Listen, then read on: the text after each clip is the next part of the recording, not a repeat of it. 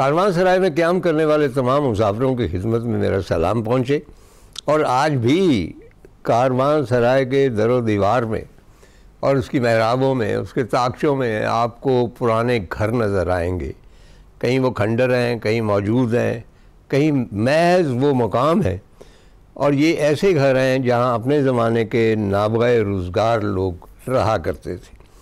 ایسے گھروں میں ان کو وزٹ کرنے میں، وہاں جانے میں میرا خیال ہے کہ ایک آسودگی آپ کو حاصل ہوتی کہ اگر آپ کا کوئی فیورٹ مصور ہے، شاعر ہے، فلاسفر ہے، کوئی بھی ایسا شخص جس نے فنون لطیفہ میں کنٹریبیوشن کی ہو یا شہر کی تعمیر میں حسن پیدا کیا ہو، اگر آپ وہاں جاتے ہیں، اس کے آبائی گھر میں جاتے ہیں، تو آپ اس کی موجودگی محسوس کر سکتے ہیں.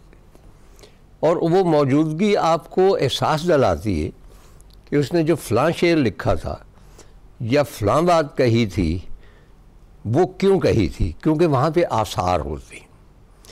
چنانچہ ہم آج پھر تاک جھانک کرتے ہیں مختلف گھروں میں، اور پہلا گھر ہے مائے نی میں کنوں آکھاں درد چھوڑے دا اے حال نہیں، تواں تو خے میرے مرشد والا جاں پھولاں تاں لال نہیں.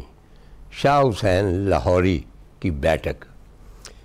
جیسا کہ آپ جانتے ہیں کہ شاہ حسین لاہور کے رہنے والے تھے. یہ عجیب بات ہے کہ پنجابی کے جتنے بھی مہان شاعر ہیں، کوئی جنڈیالہ شیر خاں میں ہوا، کوئی جھنگ میں ہوا، کوئی کھڑی شریف میں ہوا، شہر میں، بڑے شہر میں پیدا ہونے والا ایک ہی بڑا شاعر ہے، اور وہ شاہ حسین ہے. شاہ حسین کی رہائش کہیں باغبان پورے وغیرہ میں تھی، اور روایت ہے کہ وہ چلتے ہوئے آتے تھے اور راوی کنارے وہاں کچھ قیام کرتے تھے، اور وہیں پہ وہ دفن ہوئے کہیں. اس کے بعد راوی کے پانی جب سیلاب آیا، تب بھی آتا تھا، سیلاب آیا تو ان کا جسد خاکی وہاں سے منتقل کر دیا گیا آج جہاں پہ ان کا مزار ہے، اور اس کی نگرانی مادھو لال نے کی، ان کے مرید خاص نے. چنانچہ ہمیں خبر ہوئی کہ شاہ درے میں شاہ حسین کی بیٹھک ہے. ہم وہاں گئے. شاہ درہ جو ہے وہ اب شاہ دارہ کے نام سے موسوم ہے، تب پتہ نہیں کیا کہلاتا تھا. اور وہاں کے کاریگر بھی بہت مشہور ہیں، قالین باف بھی بہت مشہور ہے، اور وہاں خواجہ سراؤں کا ایک ایسا خاندان ہے جو جہانگیر کے عہد میں شاہ درہ آیا تھا. تو وہ جو بیٹھک ہے شاہ حسین کی، وہ ڈیفینیٹلی پرانی اور سرخ اور سبز رنگ، سب صوفیوں کا رنگ، سرخ شاہ حسین کا، کیونکہ وہ لال کپڑے پہنتے تھے. تو کہا جاتا ہے کہ وہاں ان کی بیٹھک تھی، وہاں رہتے تھے، اور ممکن ہے کہ وہیں ان کی پہلی تدفین ہوئی، کیونکہ اس کے عین سامنے، اب وہ گھر موجود نہیں ہے، مادھو کا گھر تھا. اور مادھو کا تعلق اتنا شدید تھا روحانی طور پہ شاہ حسین کے ساتھ کہ شاہ حسین بھی مادھو لال حسین کہلائے. خواتین حضرات، یہ جو تعلق ہوتے ہیں نا، یہ ہم لوگوں کی سمجھ میں نہیں آ سکتا. یہ کسی اور زمانے کی بات ہوتی، کسی اور فلک کی بات ہوتی جہاں ہماری رسائی نہیں ہوتی. مطلب ہے کہ مولانا روم اور شمس تبریز کے بارے میں بھی اسی طرح بات کی گئی.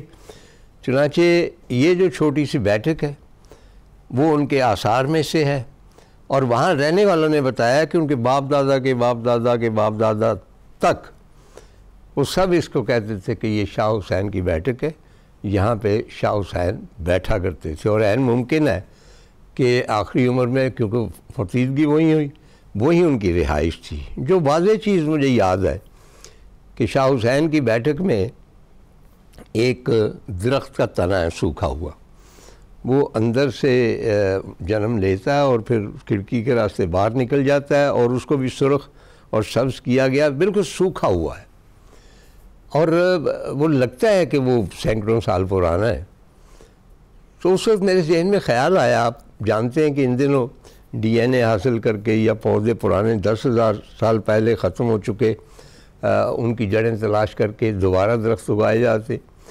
چنانچہ مجھے یہ خیال آیا کہ کبھی نہ کبھی ایسا ہوگا کہ یہ جو سوکھا ہوا تنا ہے، اس کو اس سائنٹیفک پروسیس کے ذریعے یہ پھر سے ہرا ہوگا. اس میں مختلف پتے نکلیں گے اور ہر پتا لال رنگ کا ہوگا، کیونکہ شاہ حسین لال رنگ کے تھے. ان کا سارا کچھ مطلب ہے کہ جتنی شاعری ہے اس میں لال رنگ نمایاں نظر آتا ہے. اور ہو سکتا ہے وہ پتے ہمیں شاہ حسین کا کوئی ایسا کلام سنائیں جو اب تک ہم تک نہیں پہنچا.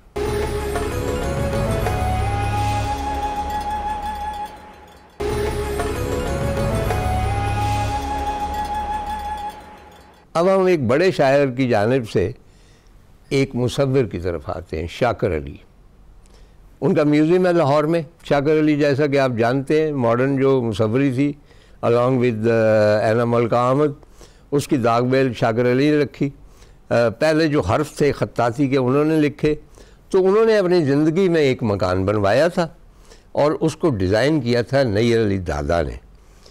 اور اس میں لاہور میں پہلی مرتبہ کھنگر استعمال ہوا تھا. کھنگر وہ اینٹ ہوتی ہے جو زیادہ پک جاتی ہے اور خراب ہو جاتی ہے، اس کی چونچیں نکل آتی ہیں اور بھٹوں پہ اس کو پھینک دیا جاتا.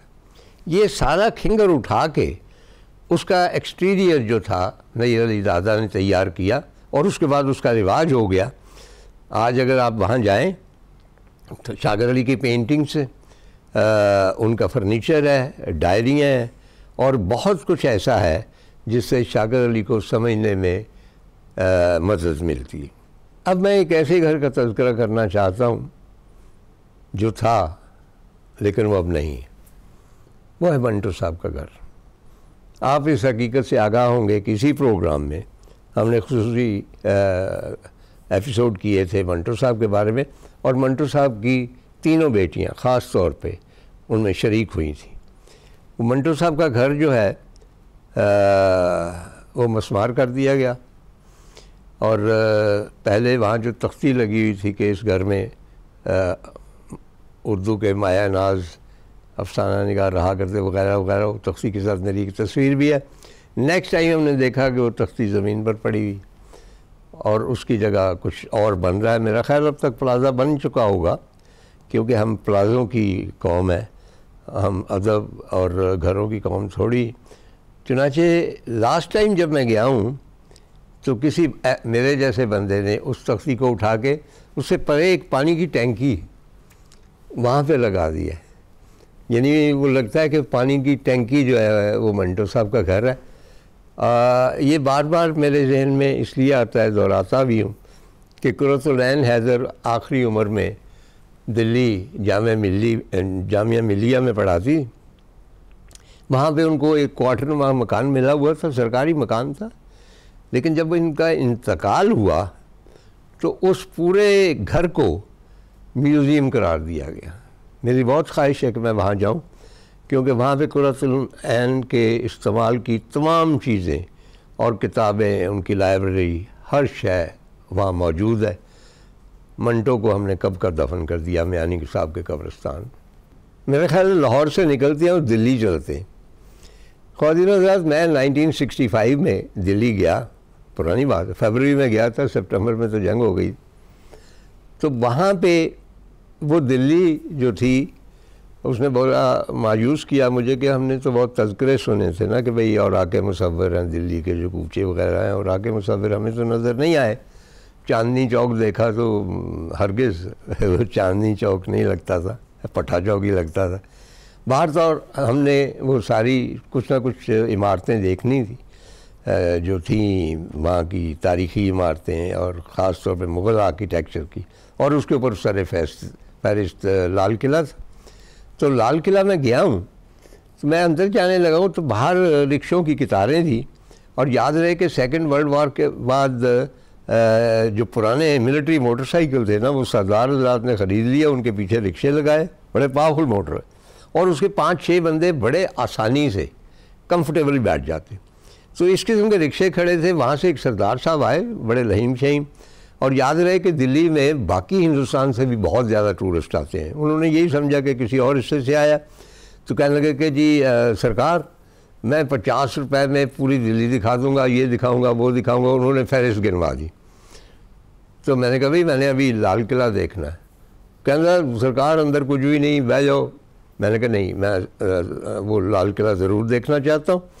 چنانچہ وہ مایوس ہو کے چلے گئے. اچھا اس دوران میں نے دیکھا کہ اس رکشے میں 3 لڑکے بیٹھے ہوئے نوجوان. بہت سارا لال قلعہ کے اندر گیا اور اس نے بھی مجھے مایوس کیا, کیونکہ ہمارا لاہور کا قلعہ بہت زیادہ ویل کیپٹ ہے اس کے مقابلے میں. مثلا موتی مسجد جو ہے, اگرچہ یہ آلموسٹ ڈٹو کاپی ہے لاہور والا قلعہ کہتے ہیں, لیکن یہ جو موتی مسجد ہے ہمارے والی, یہ بہت ہی خوبصورت ہے. اسی طرح دیوان عام ہے, اور بھی جگہیں ہیں, لیکن ظاہر ہے کہ ہسٹری میں اس کی اہمیت زیادہ ہے. تو میں 3-4 گھنٹے میں 2-3 گھنٹے میں 2-2.5 گھنٹے میں فارغ ہو کے باہر آیا. میں نے دیکھا کہ وہ سردار صاحب پھر وہیں کھڑے. اچھا مجھے دیکھ کے کہنے لگے اب چلیں سرکار.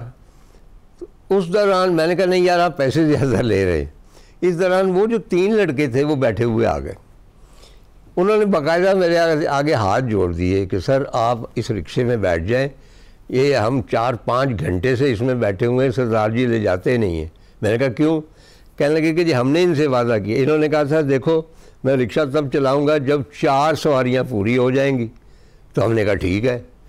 اب 3 ہم تھے, وہ 4تھی سواری پوری نہیں ہو رہی, ہم بیٹھے ہوئے ہیں, تو ہم آپ کے پیسے دے دیتے ہیں. بلکہ ہم نے سردار صاحب سے کہا کہ وہ 4تھی سواری کے ہم پیسے دے دیں. تو کہہ لو کمال ہے, ہم نے عزت کی روٹی کمانی ہے, تم سے کیوں لیں, تو آپ بیٹھ جائیں. تو خیر میں بیٹھ گیا. تو مختلف جو قابل دید مقامات تھے, Rashtrapati Bhavan, presidential palace, red پتھر میں بنا ہوا ہے, بہت شاندار عمارت ہے, آئی واز ویری امپریسڈ. اچھا اور اسی طرح مختلف عمارتیں. پاکستان کی ایمبیسی 65 میں وہ ٹورسٹ سائٹس میں شمار ہوتی تھی, اتنی خوبصورت. آئی ایم شیور کہ ماشاءاللہ اب بھی موجود ہے. تو فائنل سارے ایک جگہ وہ برلا مندر تھا, کہنے لگے جی وہاں جانا ہے, تو اس کی بڑی مشہوری تھی. تو باہر لکھا ہوا تھا کہ اس کے اندر صرف ہندو جا سکتے. تو میں کھڑا ہو گیا. اب وہ جو باقی 3 لڑکے تھے ان میں ایک مسلمان تھا, باقی 2 ہندو. کہنے لگے جی آپ کے, میں نے کہا بھائی یہ لکھا ہوا ہے کہ اندر ہندو جا. تو کہنے لگے جی آپ क्षमा کیجئے گا, آپ ہم سے زیادہ ہندو لگتے ہیں ہمیں شاید. تو وہ نسل تو اسی قسم کی ہے نا. تو وہ ایسے ہی تھا, میں اس کے بارے میں کچھ نہیں کہنا چاہتا. لیکن وہ کہتے ہیں نا جس چیز نے پیسے پورے کر دیے وہ تھا جواہر لال نہرو میوزیم. ایک بڑی کوٹھی تھی, پہلے وہ پرائم منسٹر ہاؤس ہوتا تھا, نہرو صاحب وہاں پہ رہتے تھے. جب وہ انتقال کر گئے تو اس پوری کوٹھی کو جواہر لال نہرو میوزیم میں تبدیل کر دیا گیا. وسیع لان تھے, ایک بینچ تھا کہ نہرو صاحب یہاں پہ اخبار پڑھتے تھے, اور ایک پتھر کے اوپر ان کی وصیت درج تھی. اور اس میں سب سے امپریسو جو تھا سینٹنس وہ یہ تھا کہ میری خاک جو ہے جب میں مر جاؤں تو اس کو ایک ہیلی کاپٹر کے ذریعے پورے انڈیا میں پھیلا دیا جائے, کیونکہ میں کسی ایک خطے کا نہیں ہوں, میں پورے ہندوستان کا ہوں. میوزیم کے اندر ظاہر ہے کہ بھی مختلف کمرے تھے, توشہ خانہ بھی تھا, اور وہاں سے توشہ خانہ میں کوئی چیز لے جاتا بھی نہیں. تو وہاں میں نے دیکھا کہ آخر پاکستان کا بھی کوئی نہ کوئی تحفہ ہوگا, تو وہاں پاکستان کا تھا, وہ ایک خنجر تھا. تو میں نے کہا یہ سلسلہ شروع سے ہی چل رہا ہے کہ بس وہ بھی خنجر دکھاتے ہیں اور ہم بھی خنجر دکھاتے ہیں, امن کی بات نہیں کرتے ہم. اس کے علاوہ جو چیز میرے لیے حیرت کا باعث بنی کہ یہ جو پنڈت ہوتے ہیں نا کشمیری, یہ بہت کلچرلی کلوز ہوتے ہیں مسلمانوں سے, اور اسی لیے ان میں وہ ٹیسٹ ہوتا ہے شاعری کا بھی اور باقی چیزوں کا بھی. وہ اون کرتے ہیں ان ساری چیزوں کو, اردو کو بھی اون کرتے ہیں اور پرشین شاعری کو بھی اون کرتے ہیں. تو وہاں پہ زیادہ تر تصویریں مغل منیچر کی تھیں دیواروں پہ. اس کے علاوہ جو سب سے زیادہ تصویریں تھیں وہ مہاتما گاندھی کی تھیں اور خان عبد الغفار خان کی. ان 2 لوگوں کا وہ بہت احترام کرتے تھے. خان مارکیٹ بھی ہے. اس کے علاوہ ان کی لائبریری وہ میں نے دیکھی, اس کی تفصیل میں نہیں جاتا. لیکن جو حیرتناک بات تھی وہ یہ تھا کہ شوکیسوں میں پنڈت نہرو کی 6ٹھی جماعت سے آنورڈ جب تک وہ آکسفورڈ, کیمبرج, جہاں جہاں بھی گئے, وہاں کے تمام کاپیز, نوٹس اور ہر شے اسی طرح پرزرو ہے. جو پہلی FIR کاٹی گئی ان کے خلاف پنجاب میں اس کی بھی نقل موجود. چنانچہ میرا خیال ہے کہ بھئی ہمیں بھی کم از کم اس قسم کی اگر ہم ان کے پیچھے چل پڑیں، اپنے جو آباء ہیں، اقبال منزل واقعی اچھی ہے، لیکن مسودے میری خواہش ہے کہ مختلف کتابوں کے وہاں پہ ملیں، کیونکہ یہ جو ہے فلورنس، وہاں پہ مائیکل اینجلو کا گھر ہے اور دانتے کا گھر بھی ہے، اور دانتے کے گھر میں ڈیوائن کامیڈی جو اس کی مشہور کتاب ہے، 3 جو پرگیٹری اور ہیل اور وہ جو بھی ہے، اس کا مسودے پڑے ہوئے تھے اوریجنل.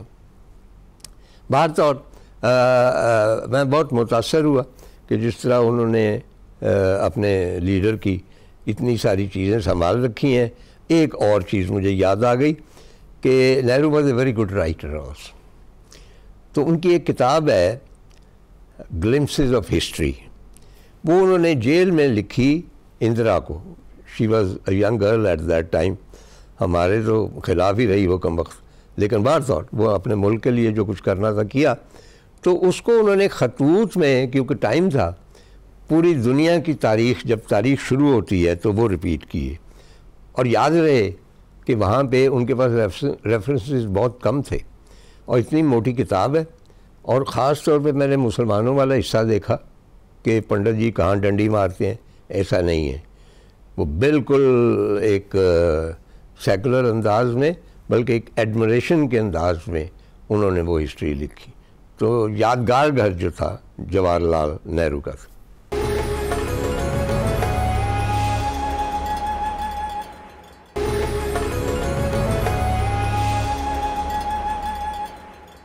ہم نے فادر آف ماڈرن لاہور کے حوالے سے سر گنگا رام کے بارے میں اسپیشل پروگرام کیا تھا، آپ کو شاید یاد ہو.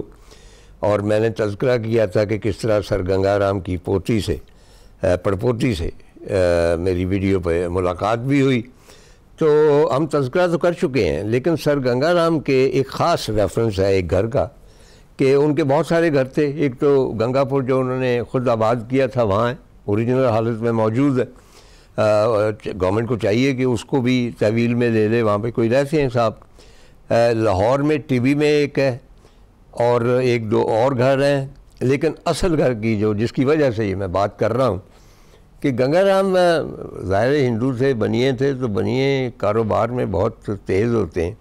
انہوں نے ایٹ دیٹ ٹائم مطلب 100 سال پہلے کی بات ہے میرا خیال ہے، انہوں نے ریئلائز کر لیا کہ آئندہ فیوچر جو ہے وہ فائنینس میں ہے، کامرس میں ہے، اور لاہور میں کوئی ایسا کالج نہیں ہے. جنہوں نے ایک کاغذ اپنا وہ جو ہے فائنینس کالج، اس کا پورا ایک منصوبہ بنا کے گورنمنٹ کو بیچا. گورنمنٹ نے اسے اپروو کیا، اور اس کا جو فائنل تھا میٹنگ تھی، اس میں ان کے سامنے رکھا گیا. انہوں نے کہا کہ یہ ٹوٹلی اپرووڈ ہے، صرف یہ ہے کہ جب بھی ہمیں کوئی مناسب جگہ ملی جہاں پہ یہ کالج قائم کیا جا سکے، یہ شروع کر دیا جائے گا. تو کہتے ہیں کہ سر گنگا رام نے اسی وقت اپنی جیب سے اپنے گھر کی چابی نکالی اور کہا کہ شام تک یہ جو گھر ہے اس میں سے میرا سامان دوسرے گھر میں منتقل ہو جائے گا، کل سے آپ وہ کالج شروع کر دیں. اس کالج کا نام ہے ہیلی کالج آف کامرس. لاہور کا واحد کامرس کا کالج ہے. ہیلی پتہ نہیں کون تھے جن کے نام پہ رکھا گیا. پلاننگ ساری سر گنگا رام کی تھی، اور اس کے بعد ماڈرن ہو گیا، ظاہر ہے تعمیرات ہوئیں. لیکن میرا خیال ہے کہ 1-2 کمرے سر گنگا رام کے اوریجنل گھر کے وہاں ابھی تک موجود. فیصل آباد کے قریب ایک گاؤں ہے بنگا. تو ایکسپریس کی ٹیم نے اسپیشلی وہاں جا کر پروگرام ریکارڈ کیے بھگت سنگھ کے گھر میں اور بھگت سنگھ کے اسکول میں. میں صرف اس کا سرسری حوالہ اس لیے دینا چاہتا ہوں تاکہ جو اہم گھر ہیں پاکستان میں ان کا تذکرہ ہو سکے. تو 2 کمرے جہاں پہ بھگت سنگھ پیدا ہوئے، اور ان کی والدہ کی چکی کے 2 پوڑ ہیں، اور ایک چرخہ بھی ہے. اور وہاں پہ تصویریں لگی ہوئی ہیں، جیسا کہ میں عرض کر چکا ہوں، وہاں پہ میں نے پروگرام کیا ہے. لیکن اس میں ایک چیز ایڈ ہوئی ہے. ثاقب ورک ہیں اس کے نگران، تو انہوں نے مجھے بتایا کہ وہاں جتنی چیزیں نمائش پر ہیں اس میں میری کتاب ہے بھگت سنگھ کے بارے میں پننا دلی دے کنگرے، وہ بھی نمائش پر ہے. میں جب اندلس میں غرناطہ سے ساحل سمندر کی طرف آ رہا تھا تو راستے میں ایک مقام پر بس ٹھہری. مجھے نہیں معلوم کہ وہ کون سا شہر تھا، لیکن میں نے انکوائر کیا تو معلوم ہوا ہے اس ٹاؤن کا نام ہے مرسیہ. اچھا، میں ایک سناٹے میں آ گیا کیونکہ ابن العربی جو تھے وہ مرسیہ میں پیدا ہوئے. تو میں نے کھوج کی کہ ان کا گھر کوئی آثار تھے نہیں، 1000 سال گزر گئے.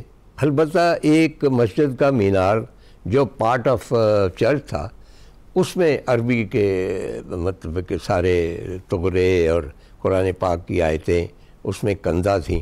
اس کے سوا اور کوئی چیز نہیں ملی.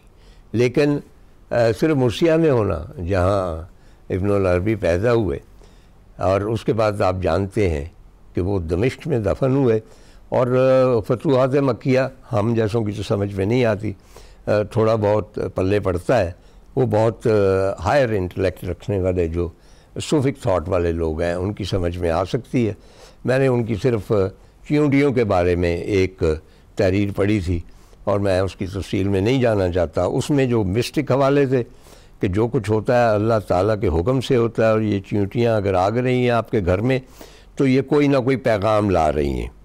تو اسی طرح انہوں نے ایک مدلل فلسفہ صرف چیونٹیوں کے اوپر بیس کر کے اس مضمون میں درج کیا. خواتین و حضرات، آپ آگاہ ہوں گے کہ پنجابی کا بے مثل شاعر وارث شاہ جنڈیالہ شیر خاں میں پیدا ہوا، وہیں ان کا مزار ہے. اور وہ مزار ایک زمانے میں عام قبرستان میں تھا، کوئی جوڑ بھی تھا ساتھ. پھر حنیف رامے نے وہ زمین حاصل کر کے وہاں پہ مزار بنایا، اور وارث شاہ کے گھر کے کوئی آثار نہیں ہیں جنڈیالہ شیر خان. لیکن ملکہ ہانس میں ہے. ملکہ ہانس پاک پٹن کے قریب وہ قصبہ ہے، بہت ہسٹوریکل قصبہ ہے، جہاں بہت عرصہ وارث شاہ امام مسجد رہے، اور وہاں ایک حجرے میں بیٹھ کے انہوں نے ہیر تخلیق کی. تو ہم وہاں پہ گئے، اور وہ جو مسجد ہے وہ بھی وارث شاہ کے زمانوں کے اوپر بھی ہے. اس کے اوپر جو تحریر ہے میں پڑھے دیتا ہوں کہ یا اللہ یا محمد 786 تاریخ تعمیر مسجد سید وارث شاہ 740 ہجری. اور اس میں گنبد فلیٹ سے ہیں، اندرون جو ہے وہ اوریجنل ہے وارث شاہ کے زمانے کا. لیکن وارث شاہ کا حجرہ جو ہے وہ زمین کے بہت نیچے آ گیا. میرا خیال ہے کہ بعد میں وہ بھرتی پڑتی رہی، باقی اور عمارتیں بنتی رہیں، تو وہ ذرا زیر زمین ہے. شکر ہے کہ وہ ہے موجود. اس کو کسی نے بحال کیا، اور بہت بری طرح بحال کیا. مطلب کہ ٹائلٹ میں جو لگائی جاتے ہیں ٹائل، اس قسم کی ٹائلز. لیکن چلیے اتنا ہی صحیح. میرا یہ خیال تھا کہ میں کچھ دیر وہاں بیٹھ کے وارث شاہ کی ہیر کو یاد کروں، بھاگبری کو یاد کروں. کہتے ہیں کہ بھئی بھاگبری جو ہے یہ ایسے ہی ایک سکینڈل ان کے نام سے مشہور ہے، وہ بھی ملکہ ہانس کی تھی، جس کو دیکھ کے انہوں نے ہیر وارث شاہ لکھی.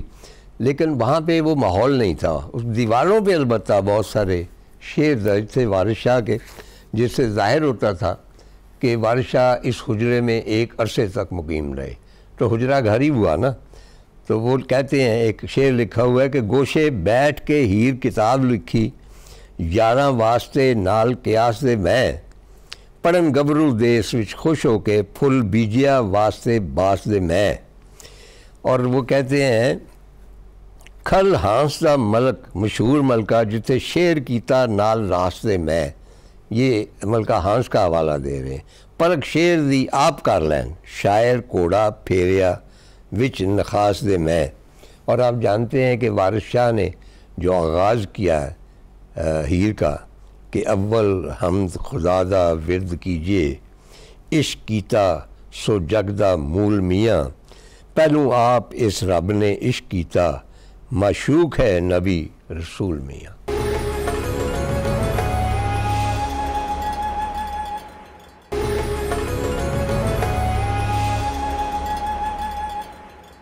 بلند پہاڑوں میں وہاں ایک روشنی ہے. وہ روشنی نہیں، میرے محبوب کا گھر ہے. یہ یارکن کے قریب کارسو نام کا گاؤں ہے. وہاں پہ اس عہد کی ایک عظیم شاعرہ پیدا ہوئی تھی، امان سا خان، اور بہت کم لوگ جانتے ہوں گے امان کے بارے میں۔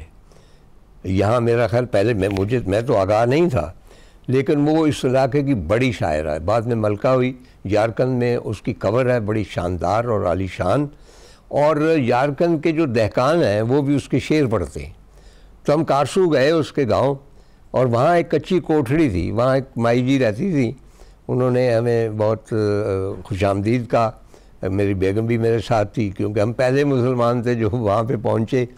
تو اس نے کہا کہ وہ یہاں پہ پیدا ہوئی تھی، کچا کمرہ تھا اور اس کے باہر کچھ روٹ تھے، وہاں پہ اس کے والدین دفن تھے۔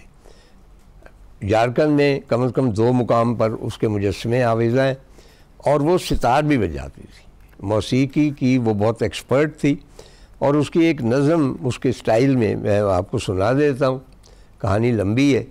تو وہ کہتی ہے، میری روح میں ایک گاؤں ہے، اور اے میرے محبوب تو جو بلند پہاڑوں میں رہتا ہے، تیرا جھونپڑا ایک روشنی ہے، یہ گاؤں تو نے لگایا ہے، تو جس کے عشق میں فنا ہوں، ایک صحرائے تکلا مکان ہے، تکلا مکان ڈیزرٹ ہے جھارکھنڈ کے ساتھ، اور میں تو محض ریت کا ایک ذرہ ہوں، عشق کا کچھ حاصل نہیں، یہ لا حاصل ہے، اس کے باوجود میں لا حاصل کے حصول کی خاطر جان قربان کرتی ہوں۔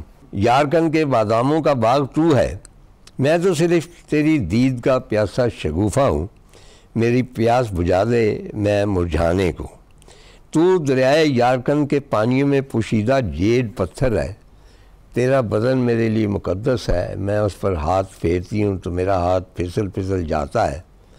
شاہ مقام، مقام ابراہیم، میرے رسول کا مقام، میں اس مقام پر سجدہ ریز ہوتی ہوں۔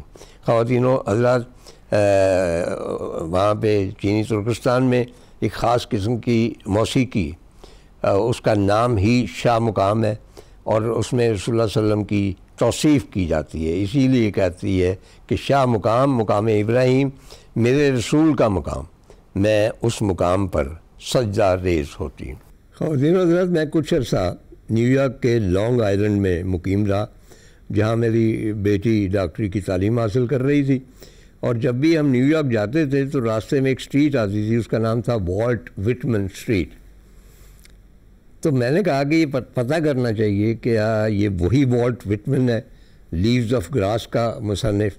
اس نے صرف ایک ہی کتاب لکھی شعروں کی، اس میں بار بار تبدیلیاں ایڈ کرتا رہا، اس کا نام ہے لیوز آف گراس۔ معلوم ہوا کہ وہاں پہ ایک میوزیم ہے، اور یہ بھی معلوم ہوا کہ والٹ وٹمن صاحب صرف وہاں پیدا ہوئے تھے، 5-6 سال کی عمر تک رہے، فارم ہاؤس سا تھا، لیکن اندر داخل ہوتے ہی اس کی پوئٹری، اس کی تصویریں، اس کو شاندار طریقے سے محفوظ کیا گیا۔ تو والٹ وٹمن جو ہے، اس کی جو لیوز آف گراس ہے میری فیوریٹ ہے۔ وہاں پہ 150 برس منائے جا رہے تھے لیوز آف گراس کی اشاعت پر، نیو یارک کی پبلک لائبریری میں۔ تو وہاں بھی مجھے جانے کا اتفاق ہوا، لیوز آف گراس کا اصل مسودہ بھی دیکھا، اور دنیا کے باقی جو بڑے آتھرز ہیں جس طرح انہوں نے والٹ وٹمن کو کوٹ کیا، اور ان میں جیمز جوائس بھی شامل ہے، یولیسس میں والٹ وٹمن کے شعر درج ہیں، وہ بھی تھے۔ تو میں آخر میں صرف اس کے 1-2 جو ہیں نظمیں میں آپ کی خدمت میں پیش کرتا ہوں۔ ایک نظم نے مجھے اتنا متاثر کیا کہ میں نے اس کے اوپر ایک کہانی بھی لکھی۔ پہلی نظم ہے، تم آج کے دن اور رات میرے ہاں ٹھہر جاؤ، تم آج کے دن اور رات میرے ہاں ٹھہر جاؤ تو تم تمام نظموں کے آغاز کی مالک بن جاؤ گی، اور اس دنیا اور سورج میں جتنی بھی خوبصورتی ہے تم اس کی مالک بن جاؤ گی، اور ابھی تو لاکھوں سورج باقی ہیں، اگر آج کے دن اور رات تم میرے پاس ٹھہر جاؤ۔ دوسری نظم، میں ایک مرتبہ ایک پرہجوم شہر میں سے گزرا تھا، میری کہانی کا عنوان بھی یہی۔ میں ایک مرتبہ ایک پرہجوم شہر میں سے گزرا تھا، اپنی یادداشت پر نقش کرتا اس کا طرز تعمیر، رسوم، روایات اور محفلیں، تاکہ مستقبل میں ان کا حوالہ دے سکوں، لیکن اب اس شہر کی یادداشت میں اور کچھ باقی نہیں سوائے ایک عورت کے، ایک عورت جو مجھے اس شہر میں سر راہ ملی تھی، اس نے مجھے روک لیا تھا کیونکہ وہ مجھ سے محبت کرتی تھی۔ ہر دن جو دن تھا اور ہر رات جو رات تھی، ہم ایک دوسرے کے ساتھ تھے۔ اس کے سوا تو سب کچھ ایک عرصے سے بھول چکا ہوں۔ ہم آوارہ پھرتے تھے، محبت کرتے تھے اور جدا ہو جاتے تھے۔ وہ میرا بازو تھام لیتی تھی، تم نے اس شہر سے نہیں جانا۔ میں اب بھی اس کی قربت محسوس کرتا ہوں۔ خاموش ہونٹ جو اداسی میں لرزاں تھے، ان کی قربت محسوس کرتا ہوں۔ میں ایک مرتبہ ایک پرہجوم شہر میں سے گزرا تھا۔